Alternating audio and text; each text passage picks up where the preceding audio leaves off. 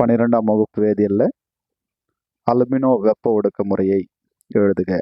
Explain அலுமினோதெர்மிக் ப்ராசஸ்ன்னு கேட்க வாய்ப்பு இருக்குது. இதுக்கு பார்த்தோம்னா இந்த 2 ஈக்குவேஷனை சரியாக எழுதிட்டோம்னாவே முழு மதிப்பெண் கிடைச்சிடும். இது ஒரு கற்பனையாக ஒரு தீக்களிமண்ணால் செய்யப்பட்ட குப்பி, அதாவது நம்ம பூச்செடிகள் வளர்ப்போமே அது மாதிரி ஒரு களிமண்ணால் செய்யப்பட்ட ஒரு குப்பி எடுத்துக்கிறோம். அதில் குரோமிக் ஆக்சைடும் அலுமினியமும், அதாவது முதல் ஈக்குவேஷனில் இருக்கக்கூடிய Cr2O3யும் அலுமினியத்தையும் மிக்ஸ் பண்ணி எடுத்துக்கிறோம். அதற்கு மேற்புறத்தில் பேரியம் பெராக்சைடு, ரெண்டாவது ஈக்குவேஷனில் ரியாக்டண்ட்டாக இருக்குது பாருங்கள், barium peroxide BaO2 plus magnesium powder, இது ரெண்டுத்தையும் நம்ம எடுத்துக்கிறோம். மெக்னீஷியத்தை நம்ம தீயிட்டோம்னா, எரிச்சோம்னா அது எரிந்து அதிக அளவு வெப்பத்தை உருவாக்கும். அப்போ பேரியம் பெராக்சைடும் மெக்னீஷியமும் எரிந்து பேரியம் ஆக்சைடு மெக்னீஷியம் ஆக்சைடை தருகிறது. அப்போது அதிக அளவு வெப்பம் உருவாகுது.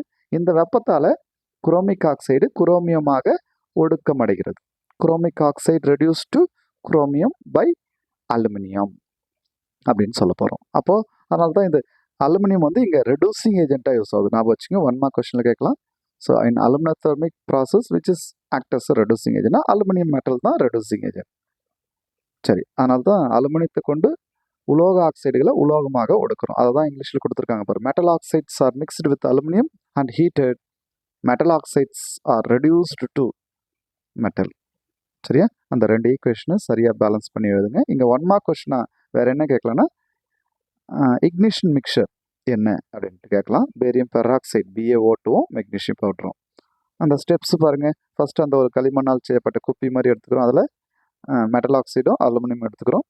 அதுக்கு மேற்பரப்பில் அந்த மிக்சரை தூக்கிக்கிறோம். அதை ஹீட் பண்ணுறோம். எரியும் போது வெப்பம் அதிகமாக கிடைக்குது. அதனால் மெட்டல் ஆக்சைடு ரெடியூஸ் ஆகிட்டு மெட்டலாக கிடைக்குது.